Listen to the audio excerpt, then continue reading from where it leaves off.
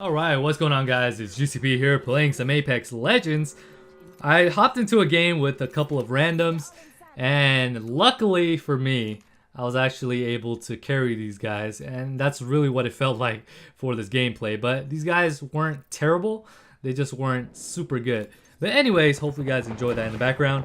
What I want to talk to you guys about today are a couple of patch notes that they made adjustments to, a couple of weapons, some of our favorites in the game, the most talked about anyways for that matter, and arguably the most powerful, the Wingman and the Peacekeeper. So they ended up nerfing some of these weapons, and I'm going to talk about exactly what they did with them. The Wingman, first of all, what they did is they reduced the rate of fire from 3.1 to 2.6. The Skull Piercer headshot damage multiplayer has also been reduced from 2.5 to 2.25. And they also actually increased the base hipfire spread and decreased the rate at which hipfire spread decays or shrinks back down. What do you guys think about that, man? The Wingman, I believe, is a high tier weapon. I think it's a gun of skill. I believe at times it is hard to hit, so you should definitely be rewarded for the shots that you put on people. So I honestly disagree with this nerf. I think that the Wingman should be left alone. I think there was nothing wrong with it because, like I said before, there are times with the Wingman where I have had difficulty hitting players, especially when they're up close and personal. You know, your shots sometimes don't hit the target and you're missing all over, and that definitely is a detriment to your health, and obviously that's going to cost you. So I think the Wingman should have been left alone. I think it's a high tier or high skill weapon, and if you're good with it, you should be rewarded for it. Another weapon that is possibly one of my favorites in this game, the Peacekeeper, has also been nerfed. What did they do to it? Let's talk about it. The shotgun bolt rechamber rate has been reduced. So level 1 mitigation 10% to 7.5.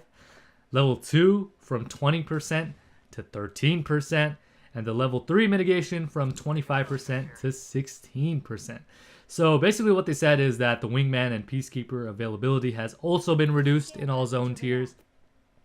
They increased the availability of energy weapons and ammo in all zone tiers as well. So those are some of the things that they did in the latest patch. And another thing that people complained about is about some of the lower tiered weapons known as the P2020 or the Mozambique. A lot of people were asking for buffs on these weapons because they were so trash. But Respawn Entertainment said that they love all the memes that they've been getting and they don't want to lose all that. So they find it hilarious.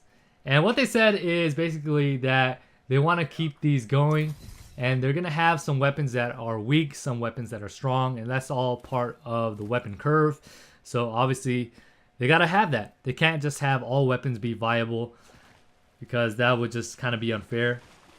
And that's basically their explanation for that. So I don't think they're going to really address those. Another thing that people have been complaining about, and I think it's definitely something that they should consider doing something about, is the character models or the legends. Some of the characters have higher or bigger hitboxes than some of the others, such as Caustic, Pathfinder, and Gibraltar.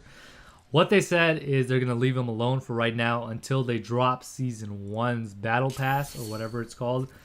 And I know it's going to be coming sometime this month. They haven't specified when exactly that's going to be. But what they're going to do is they're going to better size these models. So they're going to try to compensate. Either what's left to be seen is either they're going to reduce the size of these players' hitboxes or going to compensate in terms of if you're a slow moving or a bigger legend, they're going to reduce the damage that's going to be coming to you guys. Something along those lines. But to me, that's why I usually or rarely ever pick these characters, only because they're slower, they get hit more, they're easier to hit, and honestly their ultimates aren't really that viable to me. So that's why I think picking some of these guys is actually a liability to the team more than an asset.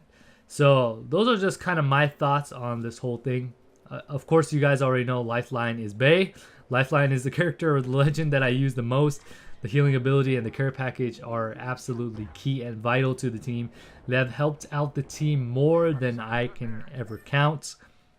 And some of the other characters or legends such as Wraith and what's the name of this chick over here? I forgot the name of her right now.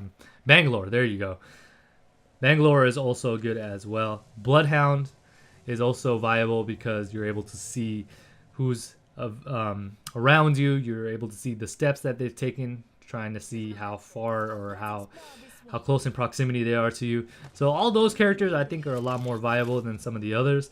But that's just my opinion. What do you guys think? Who is your favorite legend? Who do you guys love using? And what is your experience so far with Apex Legends? What are you guys liking about it so far, man? I mean, I honestly have been loving this game. It's a lot of fun. And I just can't seem to put it down. The other day, just yesterday, I was playing till 4 a.m.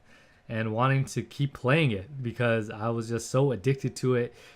Just the gun-on-gun gameplay, and you guys know this, is something that I strive for, something that I'm really good at. And honestly, it rewards me for having good gun skill, and that's what I enjoy the most about this game. And honestly, I just kept playing and playing and playing until I got the victory at the end. And by the way, in this gameplay, as you guys are watching it unfold, that's exactly what happens. It's just me and one other squad coming to a close here. We're going to collapse on the storm or in the circle. And as you guys will see towards the end here, I sort of clutch it out, man. I mean, my teammates weren't terrible, but they weren't the best teammates. I definitely can say that I carried this team. I was definitely the better skilled player here. And it did help that I do have the shotgun, not the Mozambique. Good lord, no, not the Mozambique. The Mastiff. Absolutely incredible gameplay at the end here. You guys will see it. And actually, I'm going to leave it for you guys to watch it at the end and exactly see what I do, because some of my teammates, both of them actually go down, and I'm led to carry them at the end, and I pretty much take on the whole team. That's what happens here. Anyways, I hope you guys enjoyed the rest of the gameplay. Let me know your guys' thoughts about Apex Legends, and what do you guys think about some of these nerfs? Do you think they should have happened? Look at my teammate just go down in the storm because he took too much time. Do you think they should have left these two alone, or do you think that these nerfs are well adjusted and they're well due? Anyways, let me know all that down below, and I'll catch you guys on the next one. Thank you guys so much for tuning in. If you liked the video, hit the like button. If you're new to the channel, hit that subscribe button. This is GCP, and I am signing off.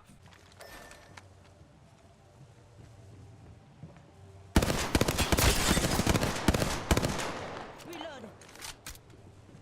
Just a second. 1 second.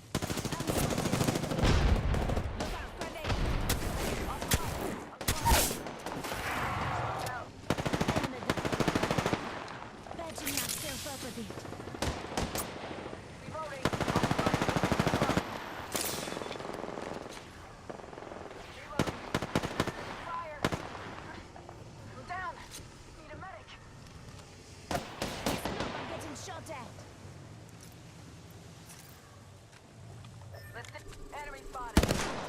Hostile. Contact. Hostile.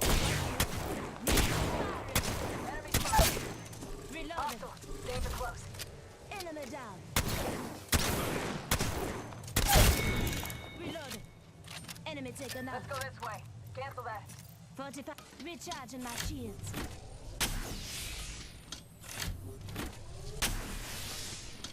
Contact. Contact. On my marker.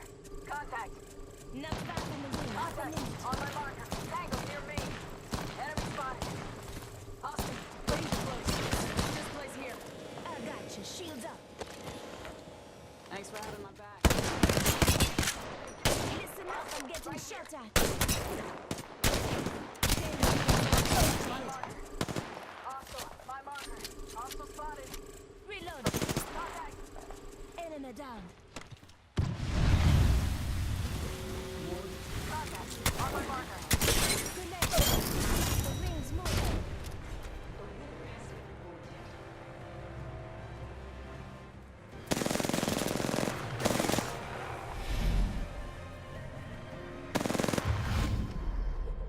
You are the Apex Champions.